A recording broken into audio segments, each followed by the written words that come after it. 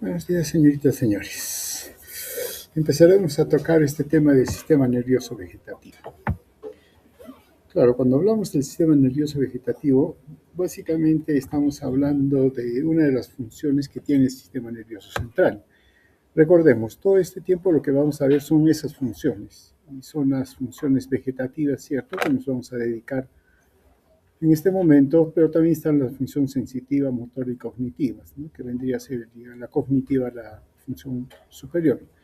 Pero empezamos con las vegetativas. Cuando hablamos del sistema vegetativo, usualmente tenemos el concepto de que está formado por el sistema nervioso autónomo, tanto por el parasimpático como el sistema simpático.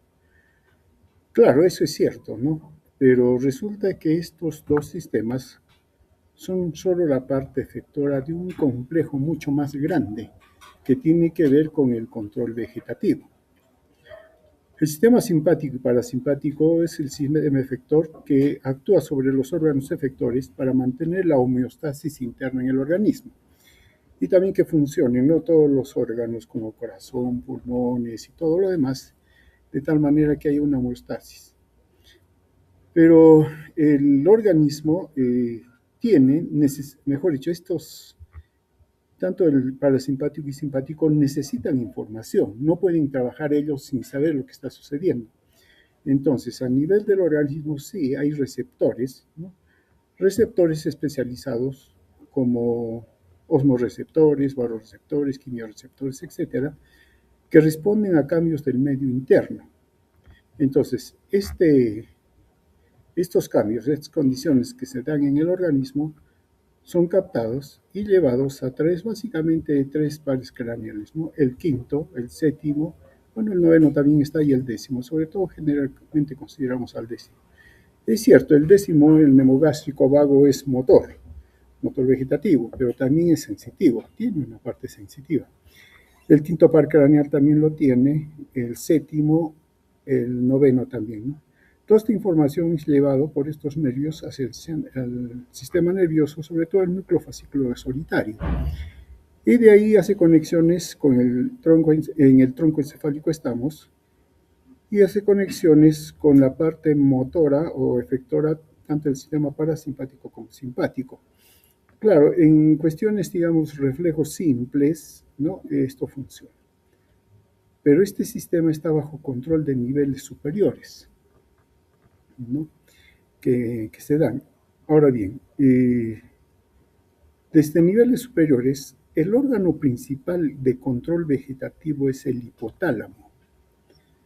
El hipotálamo tiene dos brazos para controlar las funciones vegetativas en el organismo. Por un lado está el sistema endocrino, que tiene que ver no solo con el control medio interno, todo es que lo ve, pero también tiene que ver con el control vegetativo cuando vamos desarrollando, cuando vamos creciendo, porque hay cambios que se van a dar desde el nacimiento, recién nacido, la infancia, la etapa puberal, y todo eso. Ahí hay cambios internos que se van a dar. Y eso lo hace la hipófisis controlar a través del sistema endocrino. Y el otro brazo que tiene para hacer el control es a través del fascículo de Schur o fascículo longitudinal dorsal, que llega al tronco encefálico, y allí ya se encuentran los centros que van a modificar la respuesta que va a dar a este arco reflejo simple que estábamos mencionando al comienzo, y van a modificar y van a influir sobre ellos, ¿no?, sobre la respuesta vegetativa, modulando también al parasimpático y simpático, de tal manera que el sistema parasimpático y simpático reciben información, reciben influencia desde el hipotálamo. De esta manera, el hipotálamo controla las cuestiones homeostáticas vegetativas en el organismo, no solo de un momento, porque el parasimpático y simpático es del momento, cómo estamos, ¿no? Pero a lo largo de la vida lo hace también el sistema endocrino, y entre los dos controlan o mantienen la homeostasis en el momento que nos encontramos, ¿no? Ahora, por otro lado, el hipotálamo también hace integración. El hipotálamo es parte del sistema límbico, ¿no? Sobre todo hace una integración desde el sistema límbico hacia las reacciones autónomas vegetativas a través de sus núcleos anteriores y núcleo dorso, medio dorsal del tálamo. Entonces tiene conexión, ¿no? Y por eso que el tálamo también participa en este control vegetativo, porque el tálamo también es parte del sistema límbico. Entonces se le conoce a estos núcleos como el tálamo límbico y comunica información afectiva y emocional al hipotálamo.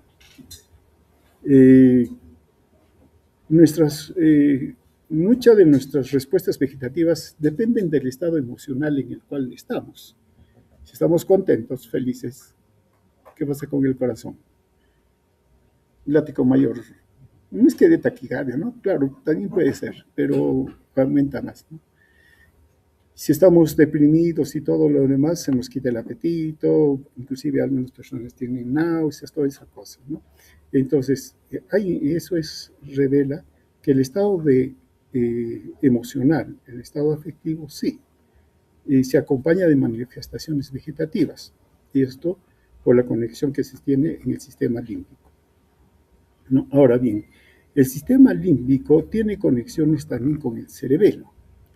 El cerebelo sí tiene que ver también con algunas funciones o efectos vegetativos que se tienen, sobre todo a través del núcleo caudado, con conexiones, perdón, con el núcleo caudado. Modifica, por ejemplo, la presión arterial, la frecuencia cardíaca, el diámetro pupilar, el reflejo de la defecación, ¿no? La presión vesical, por ejemplo, ¿no? O sea, participa en modulaciones a partir desde el cerebelo con el núcleo caudado. Y por otro lado tenemos el nivel más alto que se tiene de control vegetativo, que es la ínsula. Es un centro de sensibilidad visceral, de motilidad celular, sobre todo esta área que tiene que ver, el área opercular, con el gusto. El gusto sentido gusto desencadena funciones vegetativas. Si ahorita nos ponemos a pensar en el plato que más queremos y nos gusta, y sobre todo no han tomado desayuno, ¿qué pasa? Hay salivación. ¿Ya? Y eso es control vegetativo, ¿no? Entonces, miren, entonces, es todo un complejo para el control vegetativo del organismo. Pero bueno, nosotros estamos acá, ¿no? Ahora bien, digamos, hablando de ese sistema, que es el efector, ¿no? Se reconoce tres divisiones hoy en día, ¿no? El sistema simpático, el parasimpático y el entero, ¿no?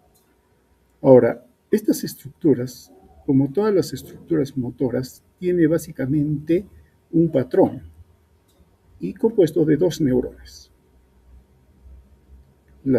Hay una neurona preganglionar que se encuentra el cuerpo en el sistema nervioso central en diferentes niveles, y la neurona postganglionar después de la conexión. Ejemplo, el cuerpo se encuentra en los ganglios autónomos. Esto se cumple para estos tipos de vías motoras, ¿no? Vegetativas, pero también se cumple para la vía motora somática, ¿no? El parasimpático está formado por los pares craneales tercero, séptimo, noveno y décimo, más la región sacra, sacra 2, 3, 4. El simpático está conformado por neuronas que se originan en las astas laterales a nivel dorsal y lumbar, hasta lumbar 2. Y también ganglios paravertebrales. Y el sistema entérico, que se encuentra en neuronas del plexo intramuscular del tubo digestivo, ¿no? Tiene aferencias mixtas, tanto sensitivas como motoras, pero recibe información. Pueden actuar solas, sí, son autónomas, ¿no? Pero pueden recibir, y de hecho reciben información desde el sistema simpático y parasimpático para coordinar. Pero dado un momento pueden actuar ellas sin necesidad de estos dos sistemas, ¿no? El sistema entérico funciona de manera autónoma. Y por eso que es un sistema autorregulado. Y este es el esquema, ¿no? General. Este es, por ejemplo, en caso del sistema parasimpático. La primera neurona se encuentra en el sistema nervioso central. ¿Dónde?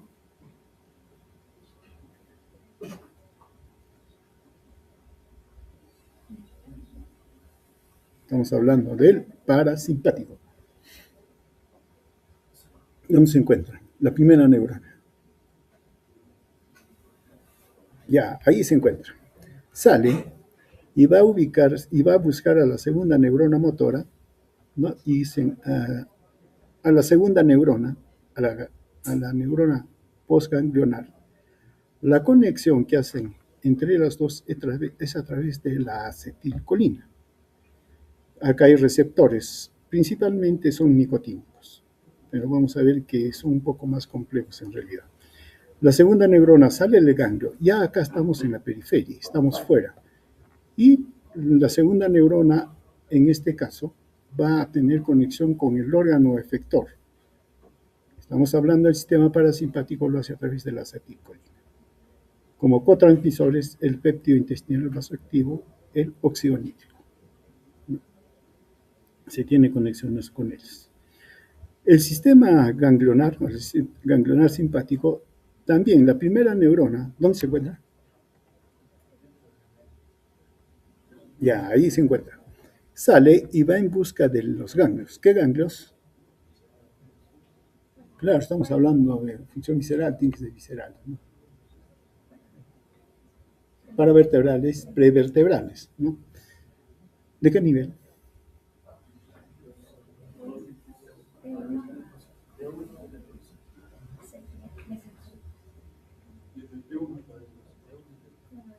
Ya, ahí. Hace conexión también con la segunda neurona en los ganglios a través de la acetilcolina y tiene también la conexión a través de receptores nicotínicos. Sale a la segunda neurona, pero a nivel de los órganos efectores, el neurotransmisor es la noradrenalina, teniendo como moduladores, neuromoduladores el ATP, el neuropéptido Y, ¿no? Y tiene su efecto. Ahora bien, debido a que la acetilcolina es el neurotransmisor que conecta la segunda neurona con los órganos efectores en el sistema parasimpático, a este sistema también se le llama sistema colinérgico, ¿no? Y como acá es la noradrenalina, al sistema simpático también se le llama sistema adrenérgico, ¿no? Adrenérgico, porque, claro, la adrenalina también forma parte de las catecolaminas, o si quieren también catecolinérgico, ¿no? Que vendría a ser el de otro término, pero más se le conoce como adrenérgico, ¿no? Ahora, hay una condición especial, la médula suprarrenal. La médula suprarrenal es un ganglio modificado del sistema simpático. ¿Eso qué significa? Que la primera neurona sale, libera su neurotransmisor, pero el ganglio ha sido modificado y tenemos la médula renal, la médula suprarrenal, o adrenal como le llama acá, pero el efecto, el control lo hace el sistema simpático a través de la acetilcolina. Y el sistema simpático secreta, ya no a través de una segunda neurona, sino al torrente sanguíneo, las catecolaminas, principalmente adrenalina y noradrenalina, pero sobre todo adrenalina. Y esto por razón de la función del sistema simpático que vamos a mencionar. El sistema simpático actúa sobre todo en estados de estrés, ¿no? Y no tanto el sistema parasimpático. Ahora bien, solo para comparar, ¿no? Acá tenemos la unión neuromuscular. ¿Eso qué significa? Esto es, ¿qué vendría a ser esto? Músculo estriado, somático, ¿no? Acá hay la neurona motora. ¿Qué neurona motora? Sí, también ya lo saben. ¿No es cierto? Han hecho neuroanatomía. ¿Han hecho neuroanatomía? Sí, sí han hecho neuroanatomía. Es la segunda neurona motora. La segunda neurona motora es la que hace sinapsis con el músculo estriado a través de la acetilcolina. ¿Y qué receptores hay aquí?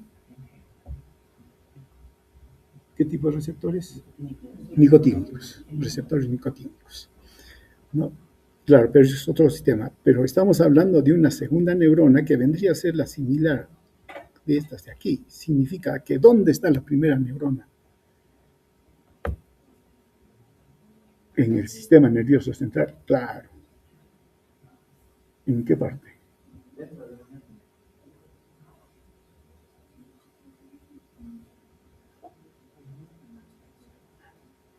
Si ayer me lo dijeron,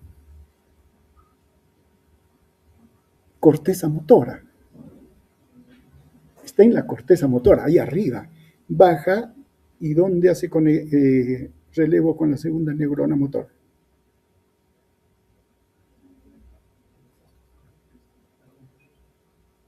Hasta anteriores de la médula, ¿no? Y claro, eso es para la médula todo, pero si hablamos de tronco encefálico, ahí hay núcleos motores, de los, donde sale la segunda neurona motora y en los pares craneales que tienen esta función. Listo, entonces este es el esquema, miren, las salidas, vías efectoras motoras prácticamente tienen el mismo patrón. ¿Qué los diferencia? Los neurotransmisores efectores y los receptores. Acá es muscarínicos, acá es nicotínicos. Acá es nicotínico, nicotínico, nicotínico. Entonces, hablando de los neurotransmisores, básicamente en este sistema es la acetilcolina y la noradrenalina. Y las neuronas preganglionarias, como hemos mencionado, son colinérgicas, ¿no? Y la transmisión está mediada por receptores nicotínicos de la acetilcolina y receptores muscarínicos también de la acetilcolina. Las neuronas postsinápticas, postganglionares, son colinérgicas y actúan a través de los receptores muscarínicos en los órganos diana. Esto es para el sistema parasimpático. En el sistema simpático más bien son adrenérgicas, con excepción de, siempre hay excepciones en la naturaleza,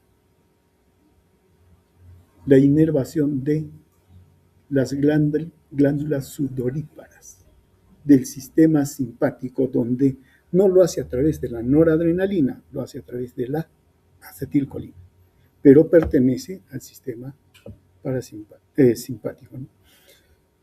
Ahora bien, hay otros neurotransmisores que participan: el óxido nítrico, el péptido intestinal vasoactivo, la serotonina, el GABA, la dopamina.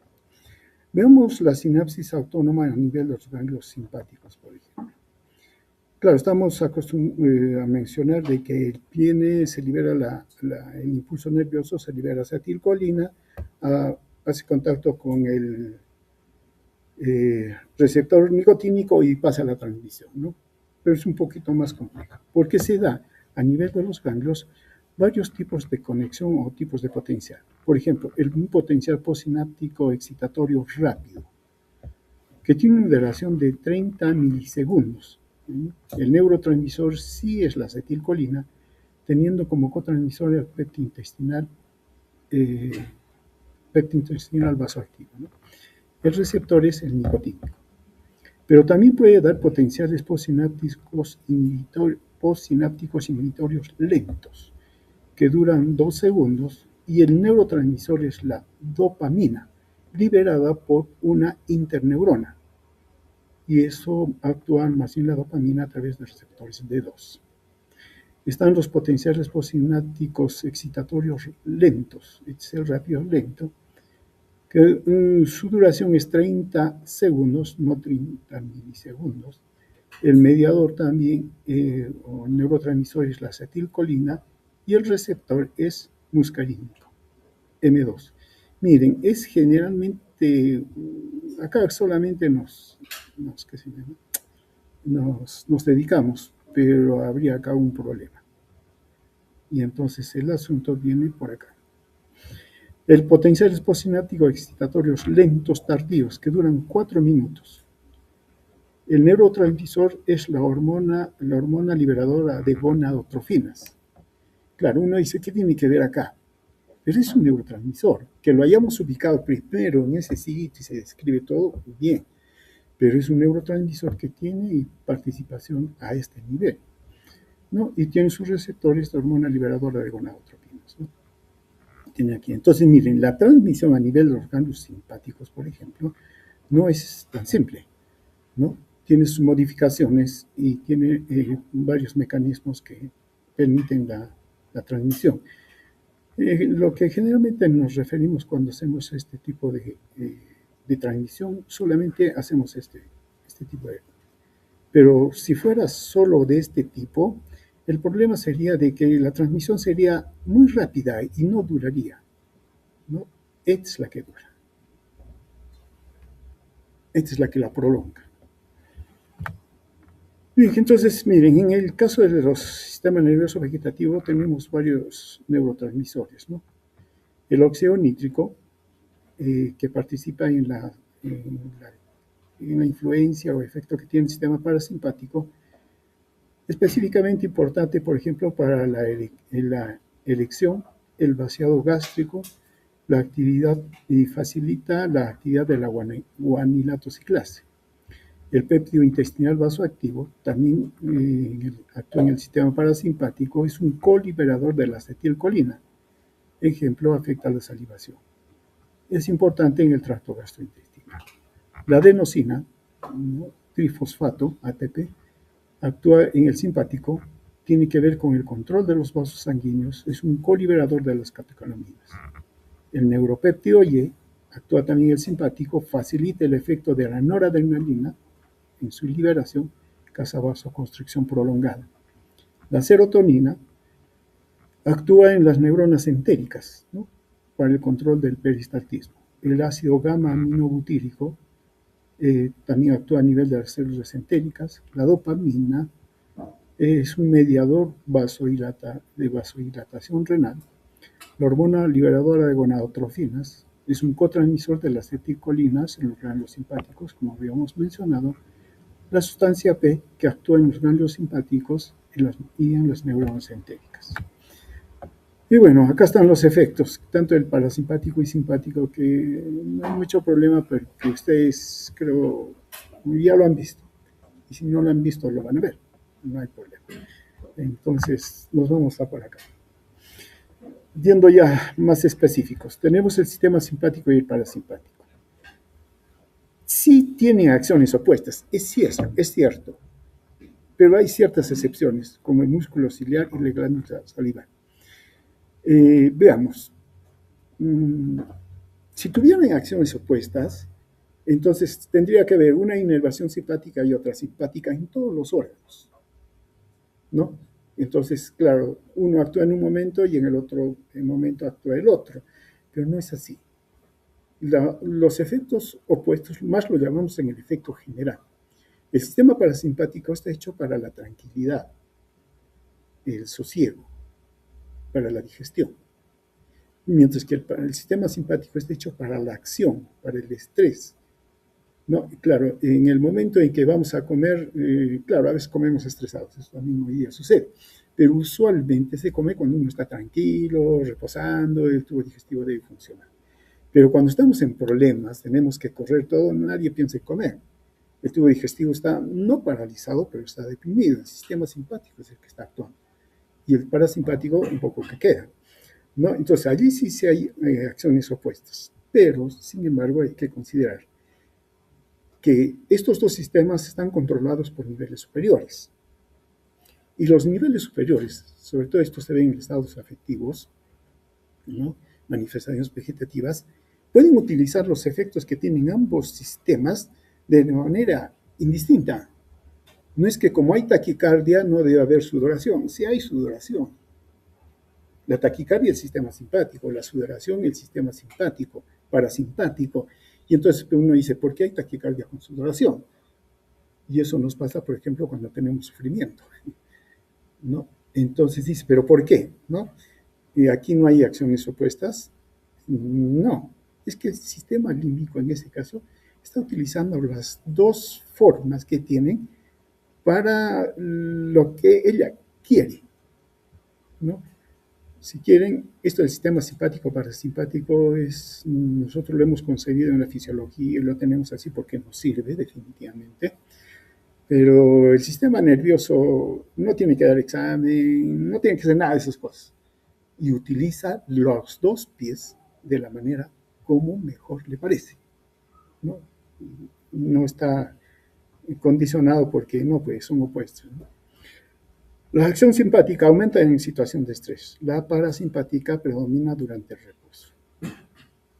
Ahora, del equilibrio de ambos sistemas regula el funcionamiento fisiológico de los órganos en condiciones normales. Entonces, ¿qué tenemos? Parasimpático, responsable de las condiciones de reposo, digestión, mantenimiento de la frecuencia cardíaca basal, la respiración y el metabolismo en condiciones normales, obviamente. El sistema simpático, responsable de la reacción de lucha-huida, y eso es lo que tenemos, ¿no? Y eso nos causa estrés.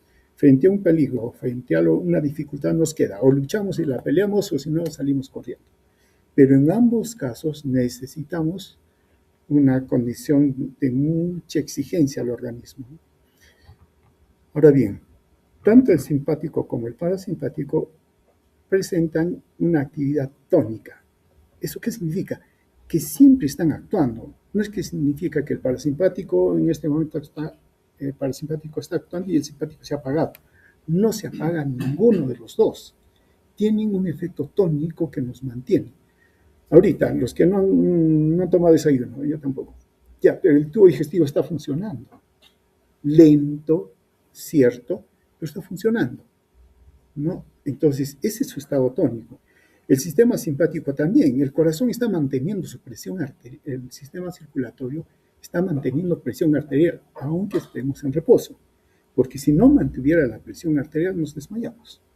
Entonces, ambos están trabajando actualmente, pero en un tono muy bajo que permite, digamos, que representa de que ninguno de los dos se ha apagado, por más que pensemos que hay situaciones en las cuales uno de ellos actúa más.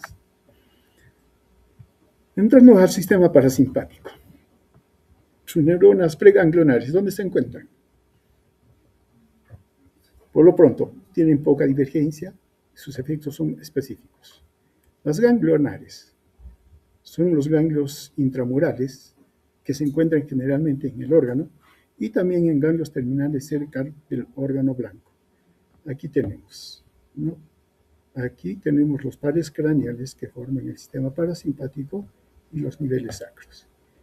Aquí no están representados los ganglios prevertebrales y paravertebrales. Esos pertenecen al simpático.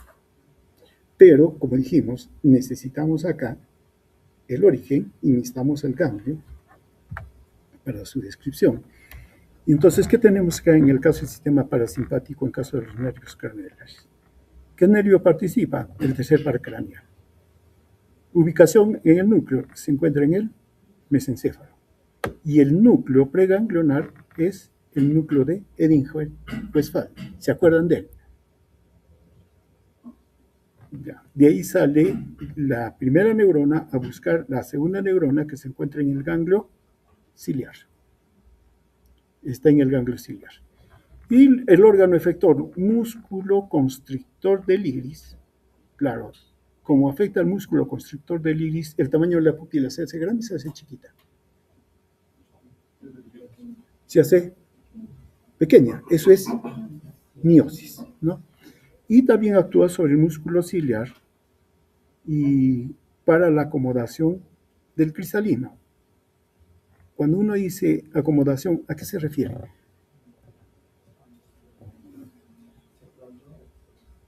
Para ver de cerca. Y para ver de cerca, el cristalino tiene que aumentar convexidad, disminuir convexidad. Aumentar convexidad para la reflexión, ¿no? Entonces aumenta. Séptimo par craneal, ubicación del núcleo, protuberancia. Núcleo preganglionar, núcleo salival superior. Ya con eso dijimos para qué sirve. El ganglio, está el ganglio submandibular y el pterigopalatino. ¿Qué cosas hacen estos ganglios? sale la segunda neurona, ¿hacia dónde van? Glándulas salivares, submandibulares y submaxilares, ¿no? En el ganglio maxilar. Y aptérico palatino tiene que ver con el control de glándulas lagrimales, de las membranas de la mucosa de vías nasales y el paladar. El noveno par, el glosofaringeo, bulbo raquídeos, ¿no? Ubicación. El núcleo salival inferior. Ganglio, el ganglio óptico, ¿y qué inerva? ¿O qué controla? La glándula parótida. Otra glándula salival, ¿no? La mayor. El décimo par craneal, claro, el núcleo se encuentra en el bulbo raquídeo y en realidad acá hay dos. El núcleo ambiguo y el núcleo motor dorsal del vago, que vendría a ser. El núcleo ambiguo, bueno, ahora, ¿hacia dónde salen? Dependiendo del nivel. Al plexo cardíaco, al plexo mientérico y a los plexos mucosos. El plexo cardíaco, claro, de aquí se va a dar lugar conexiones con el nodo sinusal, nodo auriculoventricular, con el músculo liso, glándulas bronquiales, etc. El mientérico tiene que ver con el músculo liso, glándulas del tracto gastrointestinal hasta el ángulo esplénico colónico, o ángulo, sí, esplénico. Y el plexo submucoso que tiene que ver también con control de riñones, ¿no? Tiene todo esto. Ahora bien, el otro componente es el plexo sacro o los nervios sacros, ¿no? Nivel 2 a 4. A nivel, el órgano que se inerva con estos niveles, el colon, ¿no? Ubicación de la neurona postganglionar está en el ganglio intramural del plexo hipogástrico. Efecto, aumento del peristaltismo, secreción, reflejo de la defecación, inhibición del esfínter anal. En caso del control de la vejiga, también están estos niveles a través del ganglio intramural, el plexo vesical, plexo hipogástrico, ¿no? Contracción del músculo detrusor, inhibición del esfínter uretral.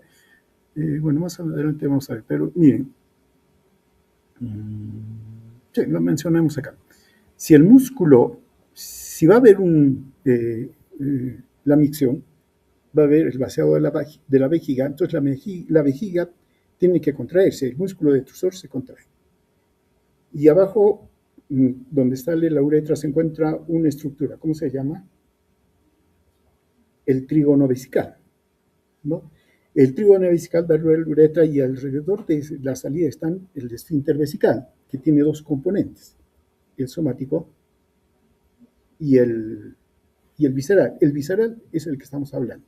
El somático tiene otro control, es más involuntario, ¿no? Por eso podemos aguantar un momento, no tanto tampoco, pero podemos aguantar. Listo, eso es voluntario, ¿no? Lo dejamos a un lado. Nos vamos con el esfínter vesical. Ahora bien, si la vejiga tiene que evacuar, entonces, ¿qué tiene que hacer el trígono vesical y el esfínter vesical? Si esto estuviera bajo control del sistema parasimpático, también se cerraría. Conclusión, no sale. Habría una lucha. Entonces, no está bajo control del sistema parasimpático. Está bajo control del sistema simpático. Y como predomina el efecto parasimpático y el simpático queda, entonces el trígono y el esfínter vesical se relaja. Y entonces el músculo detrusor se contrae y sale el orina, ¿no? Por eso en condiciones de estrés, rara vez uno va al baño. Ese rato está corriendo, escapando, no dice voy al baño. No, no, no es cierto, porque hay un cierre por el sistema simpático. Eso hay que tomarlo en cuenta. Entonces, el esfínter vesical y el trígono está bajo control más del sistema simpático. A nivel de los genitales, el mismo nivel, plexo hipogástrico, plexo pélvico, tiene que ver con la vasodilatación. Y esto tiene que ver, por ejemplo, con la erección del pene, por ejemplo, ¿no?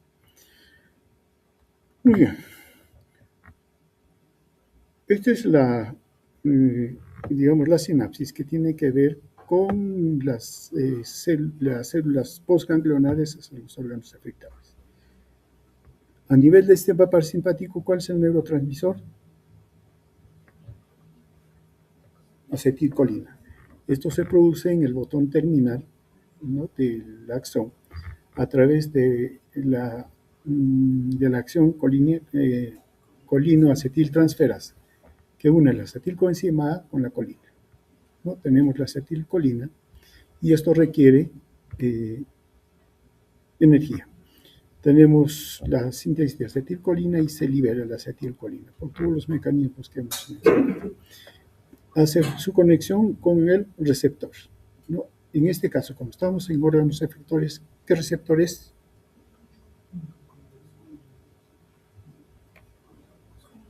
¿Qué receptor es?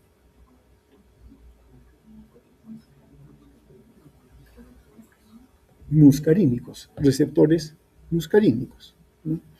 Ahora bien, la finalización de la señalización de la neurotransmisor de la acetilcolina corre por cuenta de la acetilcolinesterasa, una enzima que se encuentra en la membrana del órgano efector que descompone, ¿no? Ahora bien, la acetilcolinesterasa es una enzima específica acá, a este nivel, a nivel de la sinapsis.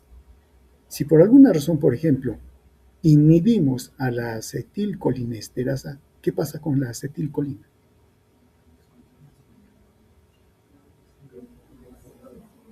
¿Qué pasa con la acetilcolina? Se mantiene. ¿Y el efecto parasimpático?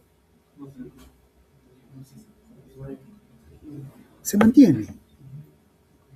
Aumenta el efecto parasimpático. Y claro, hay fármacos que se utilizan en ese sentido, ¿no? Ahora bien,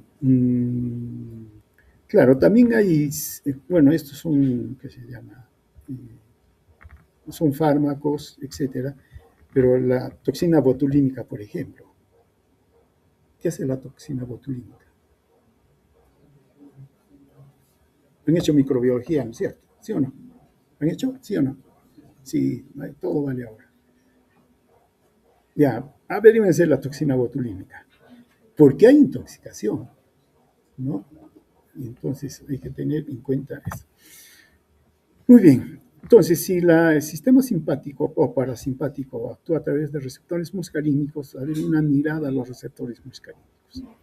¿Qué tenemos? Receptores muscarínicos. Esta clasificación que estábamos presentando es una clasificación más farmacológica que fisiológica, pero no sirve y es mucho más clara, ¿no? Inclusive para describir los efectos que tiene el sistema parasimpático, y de hecho cuando entren a farmacología les va a servir, ¿no? Sirve más, por eso utilizamos esta clasificación. Aquí tenemos los receptores muscarínicos M1, 2, 3, 4 y 5, que son los que están, digamos, descritos. Claro que hay subtipos de cada uno de ellos, pero no nos vamos a extender. En términos generales, los receptores M1, M3 y M4 son estimulantes, excitatorios, excitan a las células, mientras que M2 y M4 son inhibitorios. Entonces, dependiendo del efecto que va a tener el sistema parasimpático en los órganos, habrá distribución de estos receptores. Si tenemos el receptor M1, su localización principal, por ejemplo, está en las neuronas del sistema nervioso central, neuronas postganglionares, también simpáticas, sistema digestivo, algunos sitios presinápticos. Claro, ojo, estamos hablando de los receptores muscarínicos M1, y si bien estamos en el sistema parasimpático, pero hay que reconocer que estos receptores se encuentran en otros lugares también, por eso los estamos nombrando. Ahora, su segundo mensajero que tienen una vez que actúan a través de los receptores muscarínicos, que son receptores de tipo metabotrópicos, ¿no? Actúan a través de segundos mensajeros.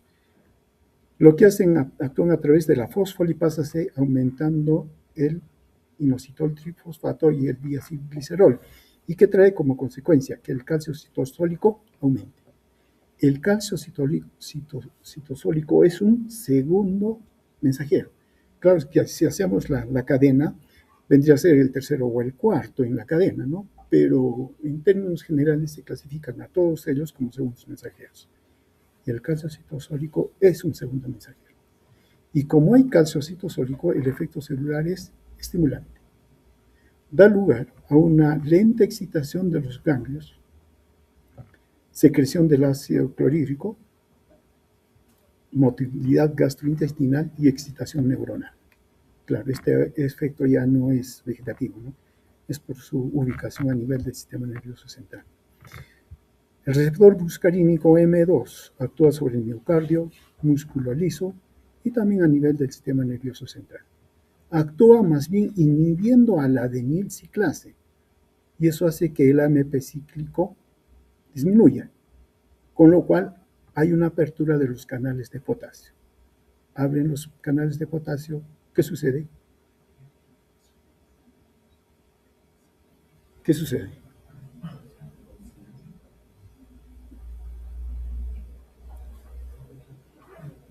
¿Qué sucede si se aperturan los canales de potasio? Entran o salen. Salen. ¿Cómo queda la célula? Negativa, hiperpolarizada, excitada, deprimida. Deprimida, hay una depresión, hay inhibición. Esto hace de que el sistema parasimpático, a través del receptor M2, haya una inhibición cardíaca, un efecto cronotrópico e inotrópico negativo, con bradicardia y también inhibición neuronal. Receptor M2, ubicado en tejido glandular, vasos, músculo liso, inclusive en el endotelio. Tiene el mismo mecanismo de segundo mensajero que M1. Aumenta el calcio citosólico, efecto entonces estimulante, estimula la secreción, la contracción del músculo liso, la relajación vascular, esto mediado por el óxido nítrico de las células endoteliales. Esto lo vamos a aclarar un poco más adelante. Pero también puede causar contracción y también secreción, contracción de músculo liso y secreción de glándulas. M4 está ubicado en el sistema nervioso también, en el sistema nervioso central, en cuerpo estriado. ¿Dónde queda el cuerpo estriado?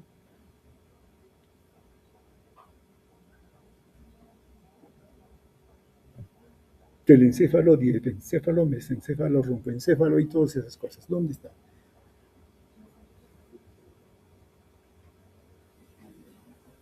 Claro, esa clasificación que hemos hecho al comienzo ya tienen que empezar a manejar. ¿Dónde está el cuerpo estriado? Corteza, ese sería telencéfalo, diencéfalo, mesencéfalo. Ya, por ahí está. Tiene el mismo mecanismo de segundo mensajeros que M2, es inhibitorio y por lo tanto tiene que ver con una función importante, la modulación dopaminérgica. Entonces, como que no tiene que ver con el sistema, con la función vegetativa, sí. Por eso en un tiempo no se sabía cuál era su función. Y es verdad, hoy en día el M2, M4, perdón, de los receptores muscarínicos no está comprometido tanto con el sistema parasimpático, sino en otras funciones a nivel central, ¿no?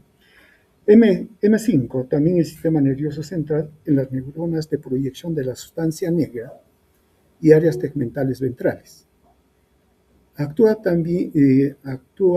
aumentando la actividad fosfolipasa y etcétera, aumentando el calcio. Por lo tanto, su efecto es excitatorio, estimulante. Tiene que ver con la relajación vascular, esto a través del óxido nítrico de las células endoteliales. Pero también tiene que ver mucho con las funciones cognitivas a nivel superior. Claro, esto ya no es vegetativo, ¿no? Eso ya son funciones superiores, pero están involucrados. Muy bien, veamos algunos ejemplos de los efectos del sistema parasimpático. Uno de ellos a nivel del globo ocular. ¿Qué dijimos que hace el sistema parasimpático a nivel del globo ocular?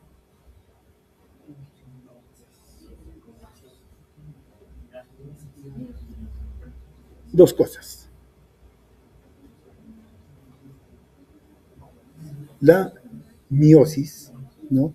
Y la miosis se debe a que el sistema parasimpático inerva, ¿qué inerva?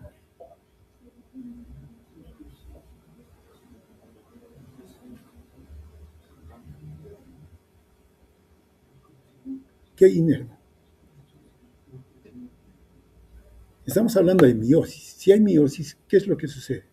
La pupila se vuelve grande y chiquita, pequeña. Ya, algo hace que se cierre la pupila. ¿Qué músculo hace que se cierre la pupila? Músculo, músculo constrictor del iris o músculo circular del iris, que también es la otra forma. Entonces, si se contrae, entonces se cierra la pupila. Entonces tenemos la miosis. Y por el otro lado, ¿qué tenemos?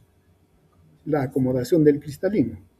El cristalino está fijado al músculo ciliar a través de unos ligamentos. Se le llama la zónula de zinc, ¿no? Pero son los ligamentos. Ahora bien, ¿qué tenemos acá? Acá el músculo ciliar está relajado. Si el músculo ciliar está relajado, los ligamentos, ¿cómo están? ¿Tensos o relajados?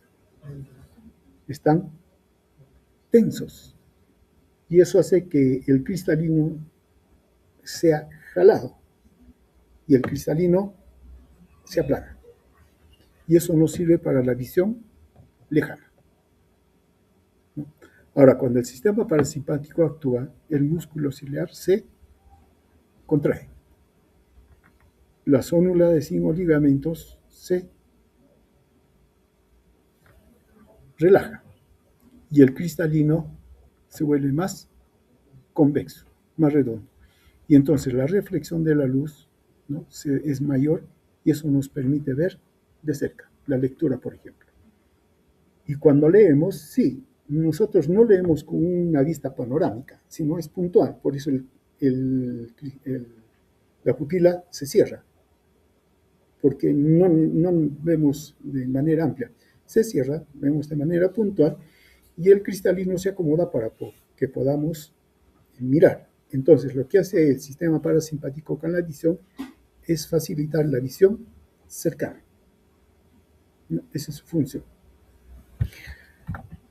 En cuanto a sus efectos a nivel cardíaco, claro, el sistema cardíaco tiene inervación tanto parasimpática como simpática a través del centro cardiorregulador.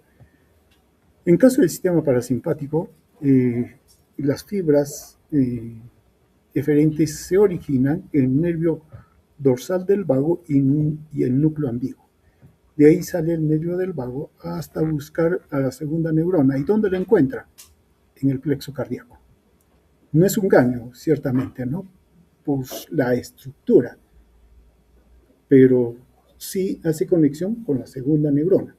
Y tenemos el plexo cardíaco, ¿no? Y también con algunos ganglios que están muy próximos a las aurículas, por ejemplo, ¿no?, y sobre todo a nivel de los nódulos. Si comparamos la inervación del sistema del parasimpático con el simpático, que también lo vamos a ver después, ¿hay diferencia?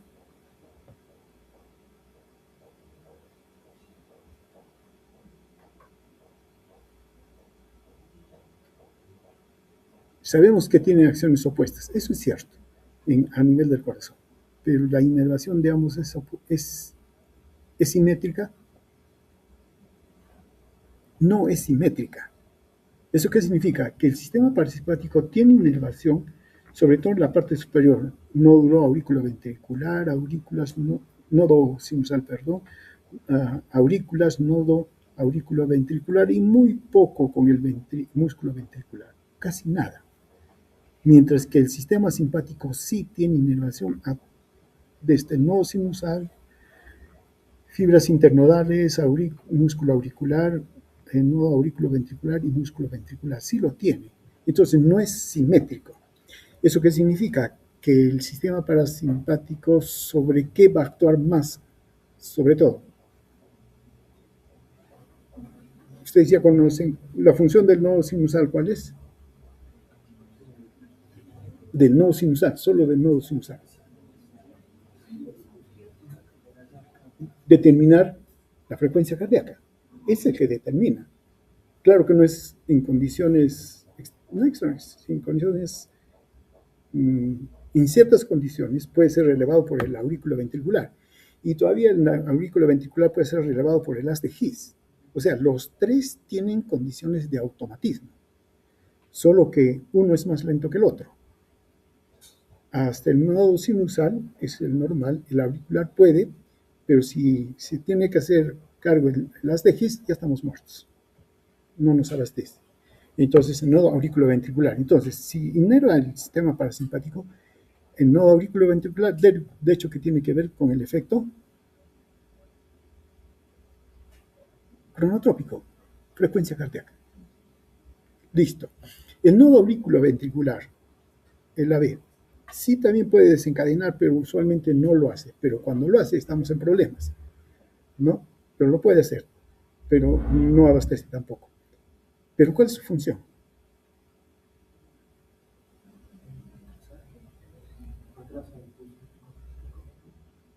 Es cierto, lo retrasa un poco, pero justamente entonces eso tiene una función.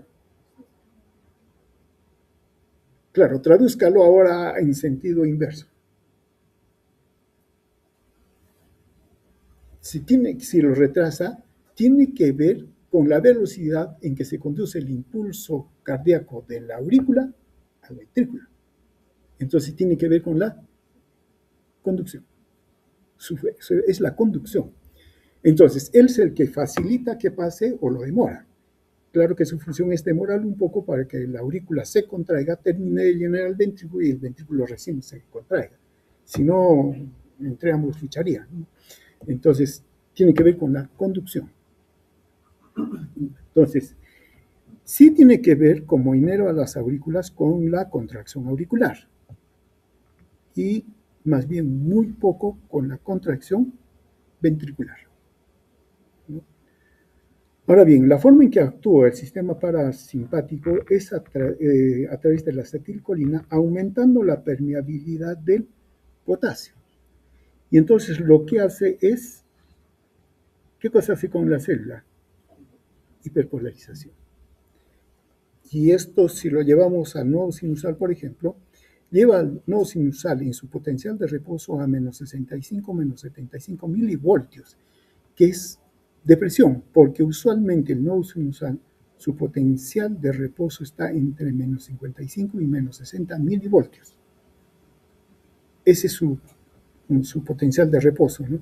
Pero lo deprime más. Y lógico, entonces, si queremos que se estimule una descarga, un estímulo cardíaco, le va a demorar más al nodo sinusal alcanzar su despolarización. Claro que acá no juega la bomba de sodio, potasio, TPA, porque el potencial de reposo en mini es menos 65 milivoltios. No juega. Juegan otros canales. El canal de calcio, por ejemplo, ¿no? Ese sí juega. Lo dejamos ahí porque no estamos en cardiología. Entonces, como deprime el nodo sinusal, deprime la frecuencia cardíaca. Efecto cronotrópico negativo. Su efecto sobre el nodo auriculoventricular, ¿qué dijimos? Conducción. Controla la conducción, deprime la conducción, lo hace más lento y por lo tanto tiene efecto dromotrópico negativo. Y sí, también tiene efecto sobre la contracción muscular, pero sobre todo a nivel auricular, y tiene un efecto inotrópico negativo. Entonces, si queremos ser bien breves con el efecto parasimpático, en el corazón decimos efecto cronotrópico negativo, dromotrópico negativo y inotrópico negativo a nivel de aurículas y muy poco en los ventrículos, ¿no? De esa manera tiene el efecto.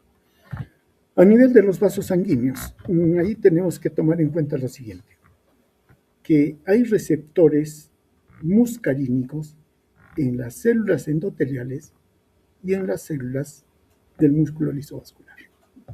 Sobre todo estamos hablando a nivel de las arterias, ¿no? Entonces, estamos aquí. Ahora, el control, la vasodilatación de los vasos sanguíneos, mejor dicho, el control del diámetro de los vasos sanguíneos, hay como dos mecanismos básicos.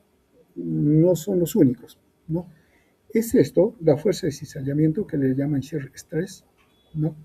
Que cuando aumenta el flujo sanguíneo al vaso, Entonces hay más flujo, hay mayor fuerza de cizallamiento, el vaso se dilata para dejarlo pasar. ¿No? Ese es uno.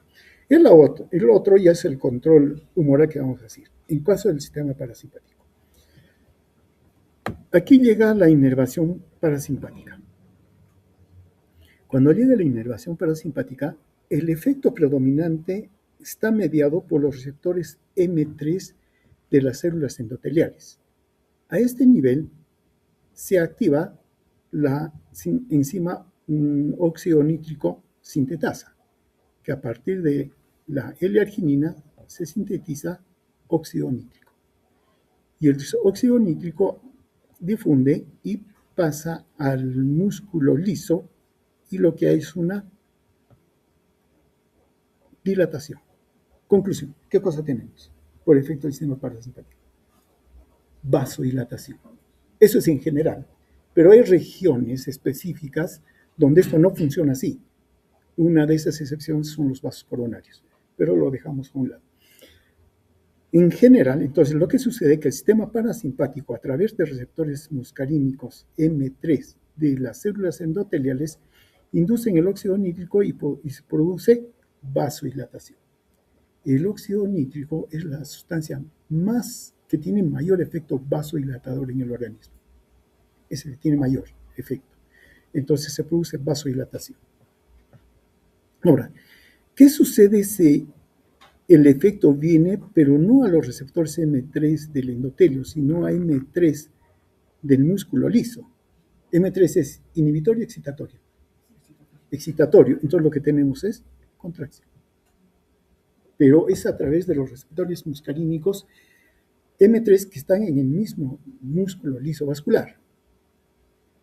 Cuando el vaso está sano, predomina el efecto es vasodilatador a través de receptores M3 mediado por el óxido nítrico. ¿No? Ese es. Había antes un término, sustancia relajante derivada del endotelio, así se llamaba, porque en ese tiempo no se identificó al óxido nítrico, pero sí se sabía que algo el endotelio hacía para que el músculo liso se relajara, por eso tenía ese nombre. Sustancia relajante derivada del endotelio. Hoy en día ya no se utiliza ese término porque sí se sabe que eso más bien es el óxido nítrico, el S, ¿no? Ahora bien, hay ciertas patologías en las cuales se daña el endotelio. ¿Conocen? El COVID. Puede ser, pero hay otra más común, más antigua si quieren, que daña el endotelio. Otra, harto, bien frecuente, común, sobre todo en las personas mayores y en las personas obesas.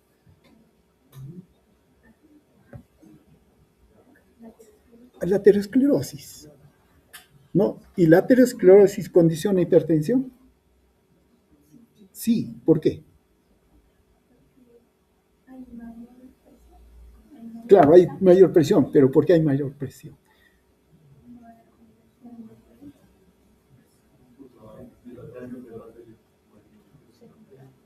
¿Qué sucede en la aterosclerosis? Se destruye el endotelio. El endotelio queda destruido. Y como queda destruido el endotelio, ¿qué no se produce? Óxido nítrico. Y el efecto parasimpático por el endotelio queda abolido. ¿Y qué prevalece? El efecto de los receptores muscarínicos M3 que están ubicados en el mismo músculo liso. Consecuencia, vasoconstricción. Ese es el problema de las personas que tienen aterosclerosis. A nivel del estómago, ¿no? Claro, en términos generales, ¿no? Antes de entrar a la parte específica, el sistema parasimpático actúa en el músculo intestinal a través de receptores M3, inclusive en algunas regiones con M1. Pero ¿cuál es el efecto?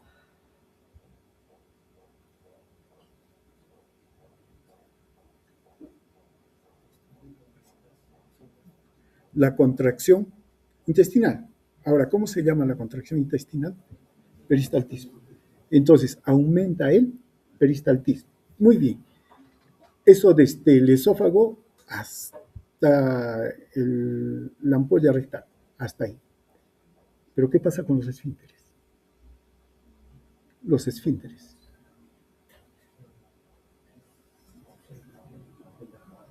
Claro, a nivel del cardias, mmm, para algunos sí hay esfínter cardíaco. Ya, vamos a decir que sí, pero para otros dicen no, que la estructura y lo fisiológico y todo. Bueno, hay una discusión ahí. Pero, claro, viene el bolo alimenticio y pasa. Claro, es más por la presencia del bolo. Ahí no hay. Pero, por ejemplo, ya en el vaciado gástrico hacia el duodeno. Y luego tenemos el esfínter entre el intestino delgado y el colon. ¿Cómo se llama? Esfínter, el iliocecal. Ya. ¿Cómo se controla?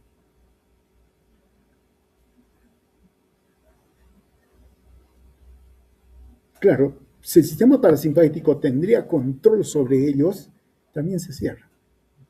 A menos que le ponga receptor M2, ¿no es cierto? Que vendría a ser, pero no hay receptores M2 allí en esos lugares. Y entonces, ¿cómo es que, claro, el sistema parasimpático hace que aumente el peristaltismo? Estimula también la secreción de las glándulas de la mucosa, su mucosa, estimula, ¿no? Entonces, hay secreción. Entonces, hace que el bolo alimenticio pase, se convierte en quimo y luego pase, llega a bolo fecal y todo lo demás, ¿no? Entonces, tiene que aumentar el pasaje. Pero los esfínteres que hemos mencionado tienen que relajarse. Entonces, bajo control de quién están esos esfínteres. Simpático. También están bajo control simpático. Y ahí en ese momento el simpático baja su efecto y entonces pueden pasar, ¿no? Ahora bien, un caso especial es la secreción a nivel del estómago, ¿no? La secreción gástrica está controlada en tres fases: la fase cefálica, la fase gástrica y la fase intestinal. La fase cefálica se da a través del vago, a través del efecto del vago. Y se dice cefálica porque el efecto se desencadena debido a que nosotros vemos el alimento, el olor y todo lo demás. Y nos estimula ¿a qué? A que ya, aunque todavía no hayamos ingerido los alimentos y no hayan llegado al estómago, ya el estómago empieza a producir secreción gástrica. Y empieza. Y del total que va a secretar es el 30%. Es una buena cantidad, ¿no? Una vez que el bolo alimenticio, sí fue el bolo alimenticio, llega al estómago, entonces estamos en la fase gástrica. Y aquí se desencadenan los reflejos nerviosos secretores locales, ¿no? Los reflejos vagales, la estimulación de la gastrina y la histamina, sobre todo la histamina. Y una vez que ya pasa el bolo alimenticio, ya se convierte en quimo duodeno, hay también un control retrógrado intestinal, que más o menos representa el 10% para la secreción gástrica. Tiene que disminuir. Acá más bien es el 60%, ¿no? Entonces, este es la principal estímulo para la secreción gástrica. Ahora, ¿qué tenemos? Hay como que dos vías señalan, ¿no? La vía directa, la acetilcolina, la gastrina y la histamina estimulan a las células parietales. Las células parietales son las que producen el ácido clorhídrico, pero básicamente lo hace porque las células parietales tienen esta bomba, el contratransportador potasio hidrógenos o hidrógenos potasio, ¿no? Es un contratransportador que consume energía, ATP, saca el hidrogenión y a cambio introduce potasio. Como está el hidrogenión acá afuera, por otros mecanismos, canales que hay, sale el cloro y a este nivel no se mezclan los dos, o no se unen los dos, porque si se uniera el hidrogenión y el cloro, el ion cloro, se forma ácido clorhídrico y destruye lo que tenga. Donde esté, destruye. Por eso que tampoco se produce acá.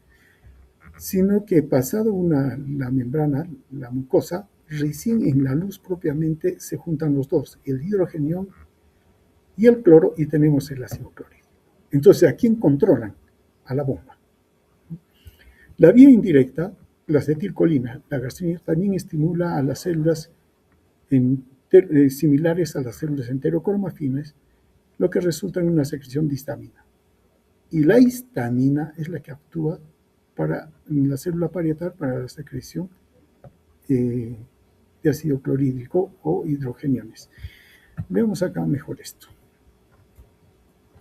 Para la secreción gástrica, mencionamos, quien tiene que secretar o sacar al hidrogenión es esta bomba, la bomba de hidrógeno potasio ATPase, ¿no?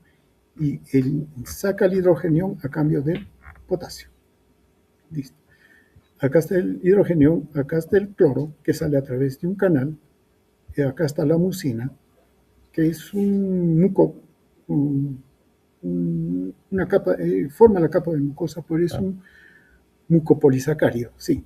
Entonces, pero tiene un entramado de rejas que no permite que el cloro y el hidrógeno se mezclen, se unan, ¿no? Como que los conducen por vías separadas hasta que salen a la luz. Por eso la capa mucosa del estómago tiene un pH 7, mientras que la luz gástrica puede llegar hasta un pH de 2, porque acá sí se une. Listo, muy bien, entonces hay que controlar esto. Y el control es a través de dos vías, una vía dependiente del calcio y una vía dependiente del AMP cíclico. Ahora bien, estas dos vías tienen también están controlados bajo la influencia, uno, de la acetilcolina, a través de receptores M2, M3, sobre todo el efecto M3, y a través de gastrina. Ellos estimulan la vía dependiente del calcio, estimulan la hidrógeno potasio ATPase. Y la otra es a través de la histamina, que actúa a través de receptores H2, pero a través de la vía dependiente del AMP cíclico, que también estimula. Ahora, la histamina se produce en las células similares a las células enterocromafines, que están bajo control de la gastrina y de la acetilcolina. Ahora, la gastrina se secreta cuando el contenido gástrico, están ubicados en el antro gástrico y en el duodeno, estas células, cuando está lleno, ¿no? Ha llegado contenido, entonces está lleno y esto estimula a las células G que liberan gastrina. La gastrina actúan sobre las células similares a enterocromafinas y secretan histamina. Y la histamina a través de receptores H2 estimula a esta bomba y se produce el ácido clorhídrico. Este es el principal mecanismo de secreción de ácido clorhídrico. La mediada por la histamina, pero requiere de las células enterocromafines de la gastrina, ¿no? Entonces, claro que estas células también están influenciadas por la acetilcolina. Miren, acá también juega la acetilcolina, pero en ambos casos es más débil el efecto directo de la acetilcolina. Es más fuerte el efecto indirecto a través de la histamina. Claro, entonces, cuando se quiere inhibir la secreción de ácido clorhídrico, claro, se puede inhibir a la acetilcolina, al sistema parasimpático, bloquearlo, ¿no? Y de hecho hay fármacos que hacen eso. Pero es mucho más efectivo bloquear la histamina. Por eso se tiene antihistamínicos, pero que son específicos de H2. Cuando uno dice antihistamínicos y no dice más, está hablando de fármacos que bloquean los receptores H1, que tienen otra función diferente.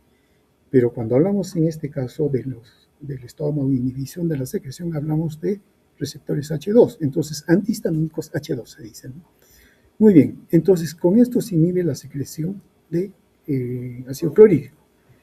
Claro que también es cierto, hoy en día la gente ya no se complica ni con la acetilcolina, de frente inhibe a la ATPase. Y sí se tiene fármacos que inhiben a la hidrógeno potasio ATPase. Lansoprazol o meprazol, que son los que hoy en día se utilizan más, ¿no? Ya no tanto los antihistamínicos H2. Entonces, de frente acá, porque es el mecanismo por el cual se secreta el ácido clorhídrico. Listo, nos vamos apartando. Bueno, a nivel del globo ocular ya hablamos. Glándula lagrimal estimula el lagrimeo. Glándula salival también, ¿no? Bronquios induce la broncoconstricción y aumenta la secreción glandular. Por eso que cuando hay una bronquitis, se cierra el bronquio, hay que bloquear. En el asma, por ejemplo. Claro que el asma mejor se bloquea, el tratamiento es mejor bloqueando a los receptores beta 2, que son simpáticos, pero de manera contribuyen cuando también se bloquea a los receptores M3, ¿no? A nivel corazón, ya mencionamos, tracto gastrointestinal. M3 aumenta la motilidad tonomuscular, M1 aumenta la secreción de ácido clorhídrico. A nivel de la uretra y la vejiga, también lo mencionamos, el músculo detrusor se contrae debido al efecto M3, ¿no? M2 aquí no está prácticamente porque esto favorece la micción, eso sería por el control del trígono y el esfínter vesical que tiene control alfa 2 a ese nivel del simpático. Y a nivel de los genitales, M3 estimula la erección. Conclusión. El sistema simpático tiene su efecto para estas condiciones. La alimentación, el reposo, ¿no? Claro que ya no lo hacemos, sino lo hacemos con el celular acá, ¿no? Ya no con la presa, pero sí con el celular. Para la lectura cercana, ¿no? La acomodación y todo lo que hemos hecho. Para la salivación y todo lo demás, el bronquios, ¿no? Aquí no hay un gran esfuerzo respiratorio, ¿no? Entonces los bronquios no es que se contraigan, ¿no? Efectivamente, pero no hay broncoconstricción, no hay broncodilatación. Ese es el sistema parasimpático. Y para el sistema simpático, o para el estrés, está el sistema simpático. Pero antes de entrar a esto, veamos si es que hay algo que acotar, aclarar o preguntar sobre el sistema parasimpático.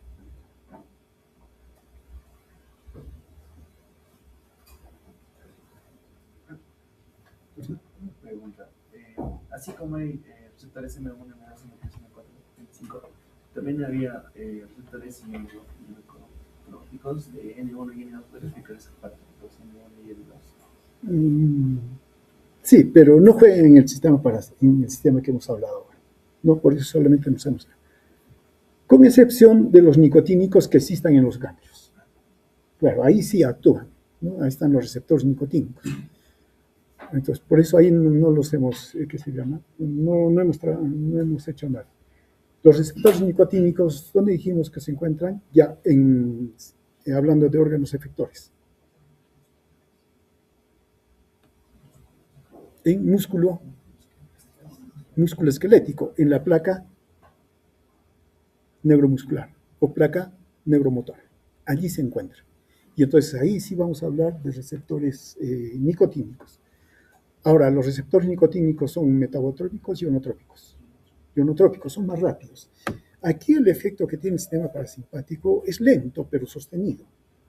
Entonces no le hace falta una respuesta rápida, o no induce una respuesta rápida. Lenta, progresiva, el peristaltismo aumenta lento, la contracción es lenta, se va contrayendo, luego se relaja, pero lento, ¿no?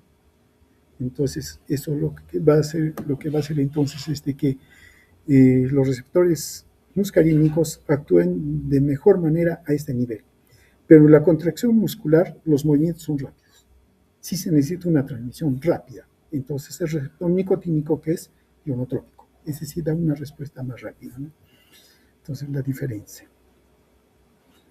Muy bien. Si no hay, seguiremos porque tenemos que llegar hasta el sistema límbico. El sistema simpático es más bien para el estrés. Pero hay que reconocer lo siguiente, que el estrés genera una actividad del sistema, del organismo todo, pero hay dos sistemas que controlan el estrés, o mejor dicho, que nos permiten responder al estrés. Sí está el sistema simpático, con la liberación de catecolaminas, pero por el otro lado también está los glucocorticoides, ¿no? El eje hipotálamo, hipófisis adrenal, que se le llama, y que libera los glucocorticoides. Ahora, el efecto o la participación del sistema simpático es rápido. En el momento, se nos está cayendo el techo, a salir corriendo. El sistema simpático nos ayuda a salir rápido. Pero Pero si, por ejemplo, claro, ustedes viven estresados, van a dar examen, están estresados. Y como están estresados, el ACTH aumenta, el glucocorticoide aumenta. Entonces, están con los glucocorticoides aumentados. Pero es sostenido, prolongado, ¿no? Y tiene mayores efectos. Nos vamos a dedicar solo por este lado de las catecolaminas del sistema simpático. ¿Cuál es el mediador del sistema simpático? Las catecolaminas. Y estas se sintetizan a partir de la tirosina, ¿no? En una cadena de varias enzimas. La tirosina hidroxilasa, que es la primera enzima, pero es necesaria para que se convierta en L-dopa, y luego tenemos por la descarboxilasa la dopamina. Si la célula tiene hasta aquí y no tiene estas otras enzimas, entonces va a secretar dopamina. Luego está la dopamina beta hidroxilasa, que se produce la noradrenalina. Aquí sí llegan prácticamente o están ubicadas y se produce la noradrenalina en las terminaciones de las células postganglionares simpáticas, pero no tienen la N-metiltransferasa que da lugar a la adrenalina. ¿Dónde se encuentra esto? Se encuentra en médula suprarrenal. Por eso que la médula suprarrenal sí puede producir, no la adrenalina, puede producir cierto, pero produce adrenalina en mayor cantidad. Y también produce una cierta cantidad de dopamina, que casi no se la toma en cuenta porque es muy poca. La noradrenalina también es poca, pero sí nos interesa la adrenalina. Su mecanismo de acción es a través de receptores metagotróficos también, ¿no? A través de las proteínas G. Y si hablamos todavía a nivel molecular, los receptores de catecolaminas son de dos tipos principalmente, ¿no? Los alfa y los beta. Ahora bien, pero dependiendo del tipo y subtipo inclusive, actúan a través de proteínas G, pero no todas igual. Por ejemplo, los receptores adrenérgicos alfa 2 y los receptores adrenérgicos beta actúan a través de la adenilciclasa. Aumentan el AMP cíclico, actúan la proteína quinasa y eso es lo que desencadena la respuesta celular, ¿no? Mientras que, por ejemplo, los receptores adrenérgicos alfa 1 actúan a través de las proteínas G que tienen mediadores a la fosfolipasa C. Entonces, actúan a través del inositol trifosfato diacilglicerol y las proteínas quinasa C. Esa es otra vía de segundos mensajeros, pero ambas son las que van a inducir las respuestas celulares. Pero hay una distinción, ¿no? Dependiendo del tipo de receptor y su segundo mensajero. Ahora bien, en términos generales, los receptores adrenérgicos responden tanto a la noradrenalina o norepinefrina o la adrenalina o epinefrina, que es otro sus nombres que se conocen, ¿no? Ahora bien, la dopamina, que es otra catecolamina, tiene sus propios receptores dopaminérgicos, ¿no? Ahora, los receptores mencionamos que son dos, alfa y beta, pero también tenemos de los subtipos alfa 1, alfa 2 y en este lado tenemos beta 1, beta 2, beta 3. Tienen sus especificaciones, ¿no? Y sus efectos que inducen.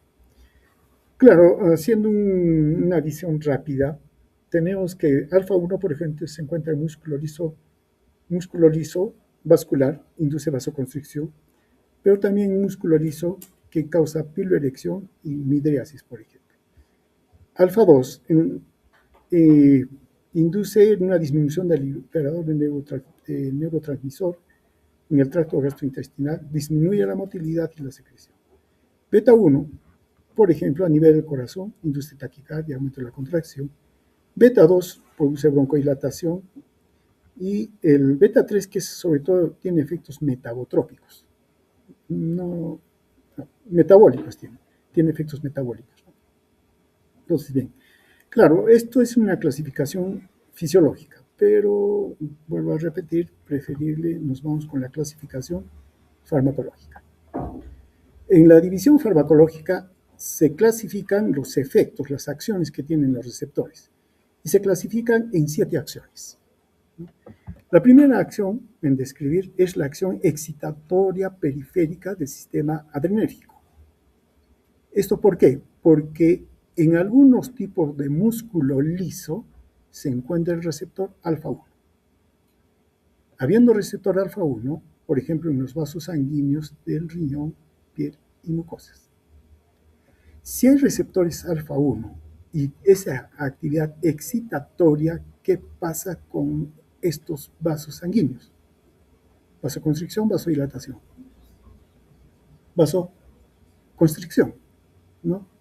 También se encuentra en músculo radial del iris. Si está en el músculo radial del iris, ¿qué pasa con la pupila? Se dilata.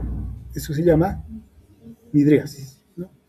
También se encuentra en los esfínteres. Si se encuentra en los esfínteres, ¿qué hace con los esfínteres? ¿Los cierra o los abre?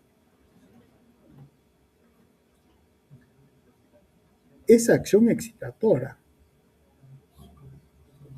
los contrae, los cierra, ¿no? También en células glandulares como las glándulas salivares y sudoríparas, ¿no? Ahora ahí. Supongo que me van a hacer una pregunta, pero si no me la hacen, no digo nada. Listo, tenemos acá. Entonces, acá hay acciones excitadoras, ¿no? Tenemos acción inhibidora periférica, mediado por receptores beta 2. Por ejemplo, ubicado en músculo liso, como la pared intestinal, el árbol bronquial, el músculo liso de los vasos sanguíneos que riegan músculo estriado y también músculo detrusor. Y no tanto en el músculo detrusor, sino en el trígono y el esfínter vesical. Ya, veamos. Solo para analizar el efecto de estos dos receptores a nivel de músculo liso vascular. Acá nos dice que el receptor alfa 1 tiene efecto vasoconstrictor, ¿no? ¿En qué vasos? De riñón, piel y mucosas. Y acá nos dice que receptores beta 2 median efectos inhibitorios, por ejemplo, en músculo liso vascular, ¿no? De los vasos sanguíneos. Acá, ¿qué se produce? Vasodilatación, vasoconstricción. Vaso. Listo. Si yo les pregunto, ¿cuál es el efecto adrenérgico sobre los vasos sanguíneos? ¿Qué me responden?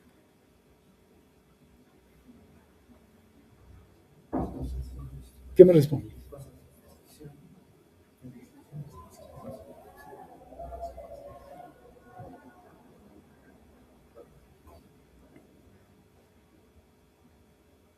La pregunta es, ¿no? El efecto simpático sobre los vasos sanguíneos, específicamente en las arterias, es 2 puntos. Vasoconstricción, vasodilatación. ¿Qué me ponen? Los dos o ninguno. Los dos ponen. Es que eso tiene una lógica. Miren, cuando vamos a pelear o huir, ¿qué necesitamos que se irrigue más? ¿Las vísceras o el músculo esquelético? Músculo esquelético. Entonces ahí se tiene que favorecer la irrigación. Tiene que haber vasodilatación. Y ahí están los receptores beta 2. Mientras que para el intestino y todo lo demás, no se necesita mucha sangre, ni siquiera en la piel, ¿no? Poca sangre, porque si en ese estado de lucha o huida nos dañamos la piel, perdemos sangre. Y es más, a veces cuando sentimos un miedo intenso o algo, ¿cómo nos ponemos? Pálidos. Es que se han cerrado los vasos. Y por eso tenemos una tez pálida. No se cierren. Entonces, como en esos lugares no se necesita mucha sangre, no es que se cierren del todo. No sé, hay vasoconstricción. Entonces, lo que está sucediendo es una redistribución sanguínea, dependiendo de las condiciones en que estamos, ¿no? Bueno, el músculo radial del iris, claro, se abre la pupila. Eso es visión cercana, lejana. Visión lejana. Claro, si voy a pelear, tengo que ver todo lo que me está agrediendo, o si no, por dónde voy a escapar. Y no me sirve la visión puntual. La acomodación no me sirve. Necesito una visión amplia. Y por eso que el músculo radial del iris se contrae y nos permite una visión amplia. Ahí. Midriasis, miosis. Hay midriasis. Seguimos con los efectos. Hay acción excitadora cardíaca mediada por receptores beta 1. Aumenta la frecuencia y aumenta la fuerza de contracción. Aumenta el automatismo. ¿Eso qué significa? Que estimula e inhibe al nodo sinusal. Lo estimula. Efecto cronotrópico positivo. A nivel del nodo auriculoventricular aumenta la conductividad. Efecto tromotrópico positivo. Aumenta la excitabilidad del músculo cardíaco.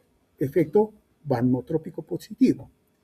Aumenta la fuerza de contracción del músculo, tanto auricular como ventricular. Efecto inotrópico positivo. ¿Y qué hace con la refractariedad? Aumenta, la disminuye. Ese es el efecto de lucitropismo. El músculo cardíaco aquí, claro, si vuelve muy refractario, no va a poder actuar rápido porque va a tener un espacio más. Entonces tiene que disminuir. Entonces tenemos efecto cronotrópico, dromotrópico, vancomotrópico, inotrópico positivo y lusotrópico más bien tiene que disminuir. Con eso controla el corazón, ¿no? Acciones metabólicas, ahora bien, a diferencia del sistema parasimpático que mencionamos, que solo tiene órganos efectores a nivel periférico, es cierto, y sí, pero el sistema simpático tiene efectos metabólicos mediados por receptores beta 2, ¿no? Que también se suman a estos. Aumenta la tasa de glucogenólisis en el hígado y en músculo esquelético. Aumenta la tasa de glucogenólisis en hígado y músculo esquelético. ¿Eso qué significa?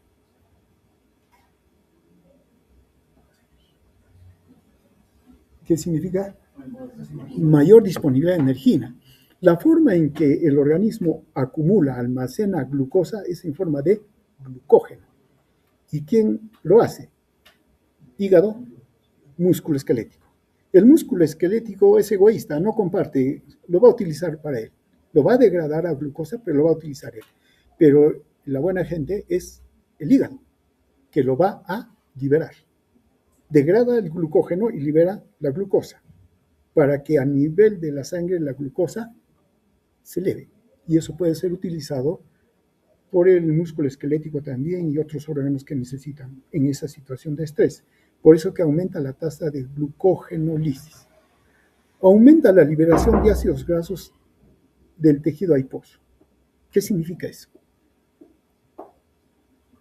Aumenta la liberación de ácidos grasos del tejido adiposo. ¿Qué significa? Liberación de ácidos grasos.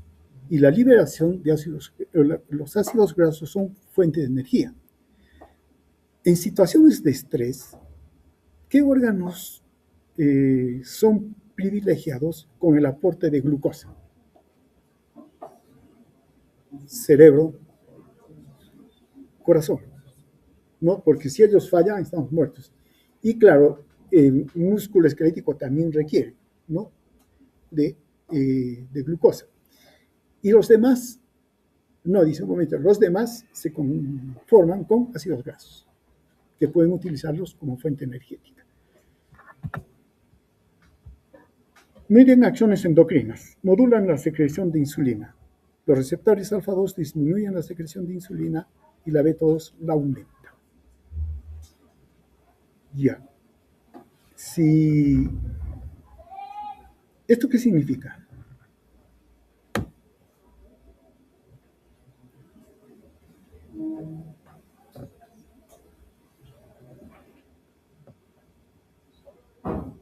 ¿O para qué?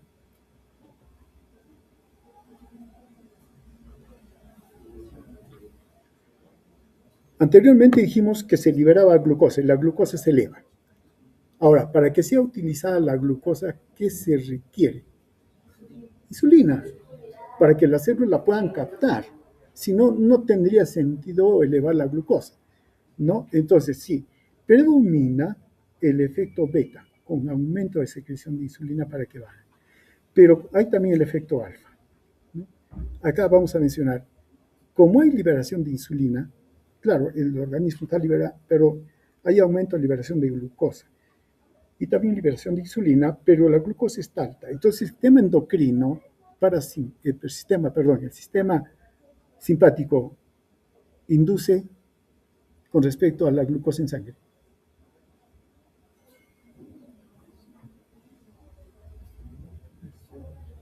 Aumento de la glucosa. ¿Y eso cómo se llama? Hiperglicemia.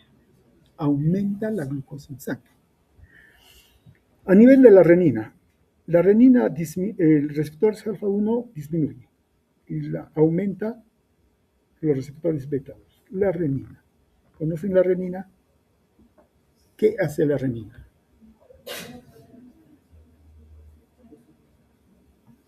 ¿Qué hace la renina? El famoso eje renina, angiotensina, aldosterona.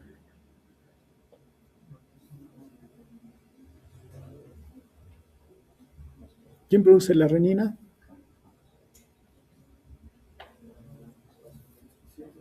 No, ¿quién produce la renina? ¿Quién la produce? ¿Dónde se produce?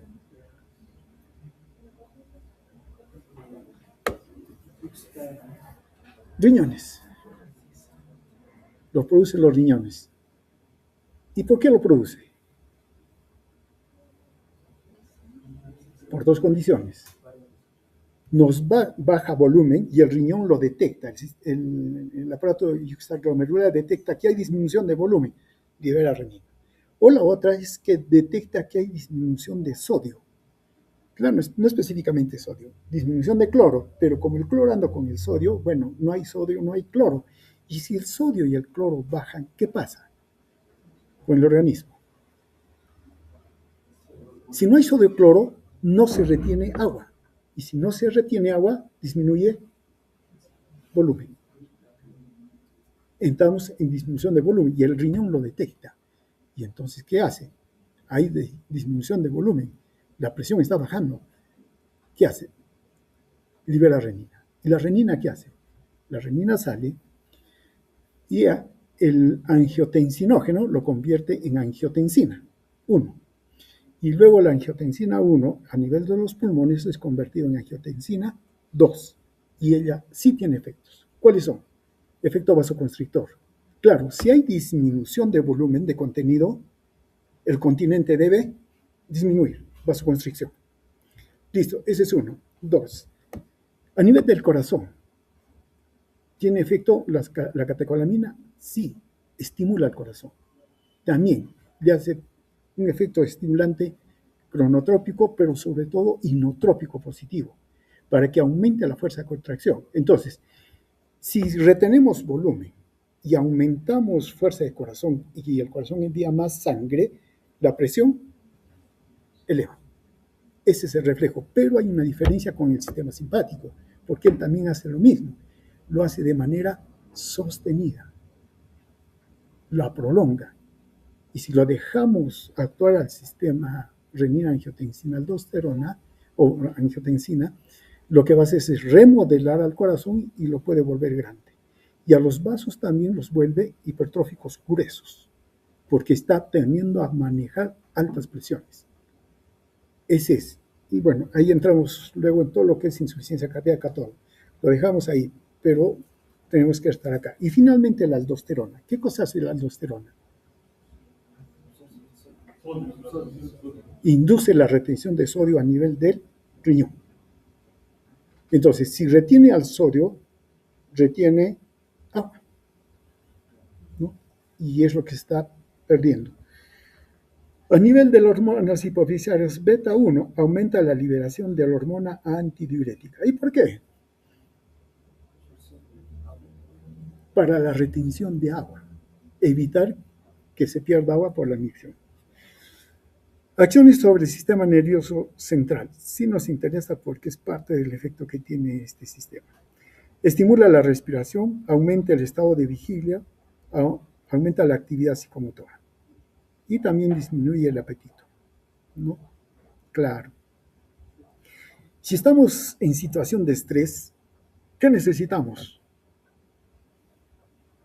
para que el músculo esquelético actúe? Ya tenemos glucosa, ya se elevó la glucosa, ya está disponible, pero ¿qué más necesitamos? Oxígeno. Claro, necesitamos oxígeno. Y entonces por eso que estimula la respiración, ¿no? ¿Y qué cosa hace más? ¿Qué hace con los bronquios?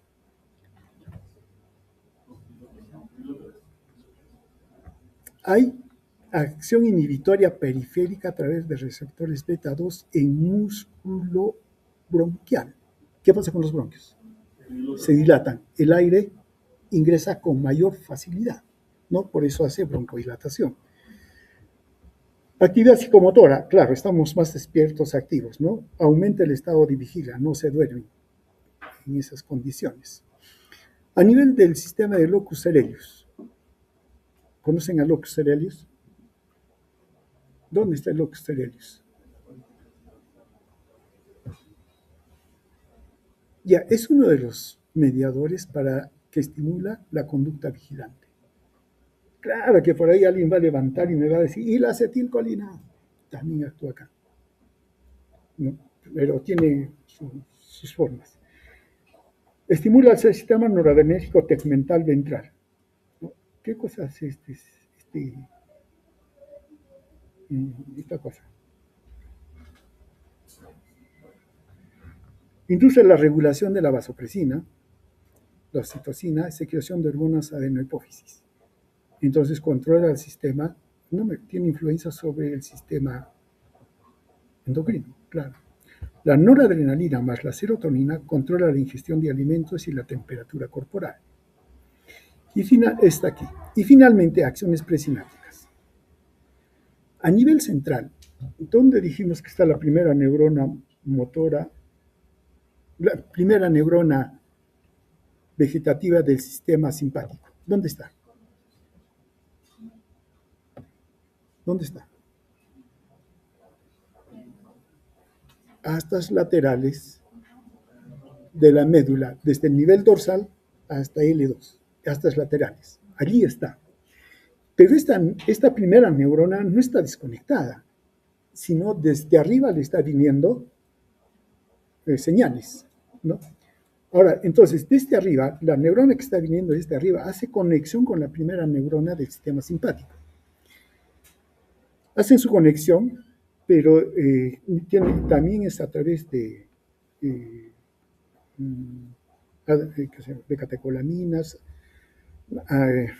noradrenalina, pero estas conexiones, estas sinapsis tienen receptores alfa 2 presinápticos,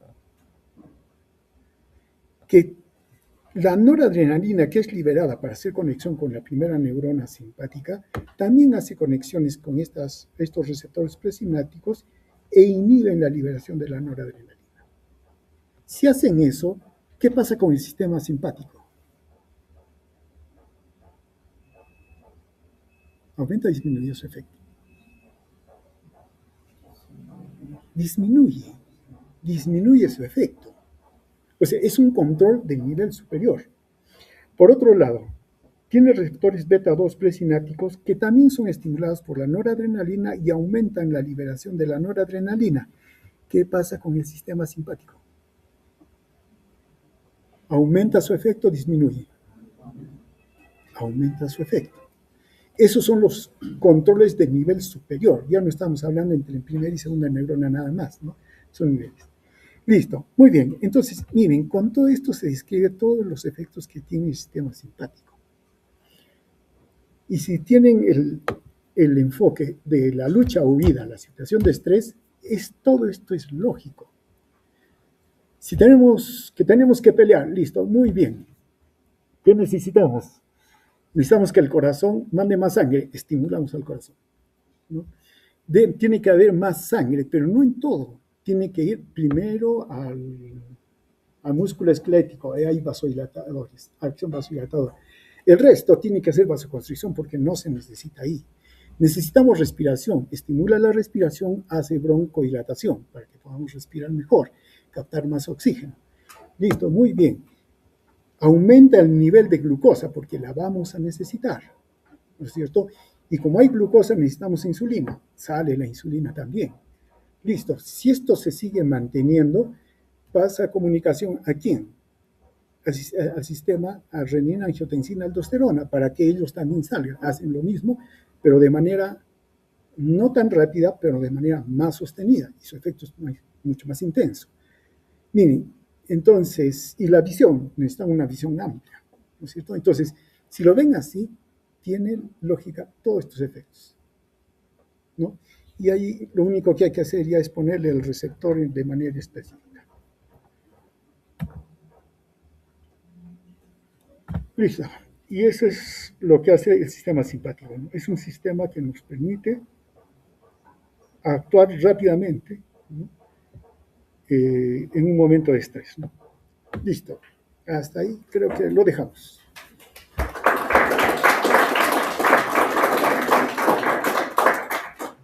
Ya, como todavía no les he enviado el formato se los envío hoy día y la práctica pasa a la siguiente semana. Porque sí, tienen que revisar harto, ya se habrán dado cuenta. Listo. Pero mañana continuamos con los temas. ¿Listo? Muy bien. Entonces nos vemos mañana.